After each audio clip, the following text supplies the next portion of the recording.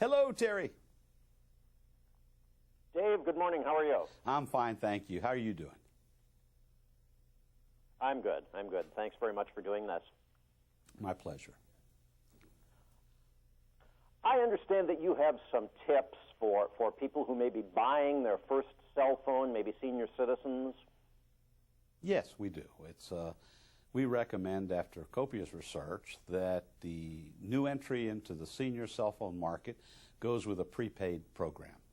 We believe that because there's no contract requirement and because you can buy minutes as you need them, it's a natural segue into a very complicated universe at a cost that's very good.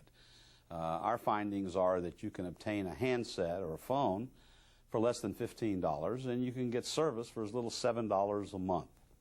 And thereby we hope to turn a luxury into a necessity, because the benefits to the average senior citizen, with the ability to call for help in a problem area or to notify people if there's been an accident, or in just general stay in touch, is now affordable.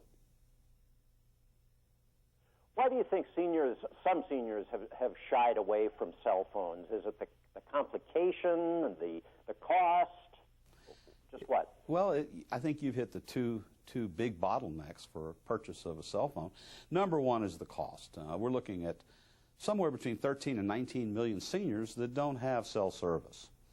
The complication goes hand in glove with the cost. You know, they see sliding keyboards and email this and tweet that and iPad these and read, and it's very confusing. They just want to answer the phone or dial the phone.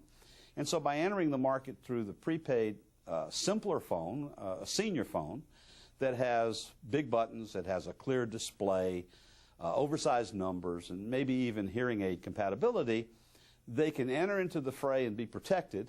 And if they find out that from a tech perspective they enjoy this and would like to do more, well, that option's there, because the prepaid phone doesn't have a contract requirement that keeps them in place. And it also avoids the charge of $35 activation fee, which we think is very expensive. I was just going to mention that there are sort of hidden fees that we've all gotten caught up with. Is there any good way to avoid or know exactly what you're going to pay? I think exactly you have what to you're ask. Getting into? You know, what we would like to see is, we don't recommend any particular phone, but we've studied the market, and what we'd like to see is a senior get involved by starting with the prepaid market, but then looking at how much phone do they really need, and then from there shopping around for the handset, and finally to ask the questions. What are the hidden fees? Are there any short-term incentives? What is the activation fee? And if you ask those questions from the prepaid side of the market, I think that you end up at the $15 phone and the $7 a month. And it's not difficult. It just needs to be diligent. We've all ended up with too much phone at some point, I think, you know, despite whatever our age, you know. There's good ways to avoid doing that, though. Absolutely.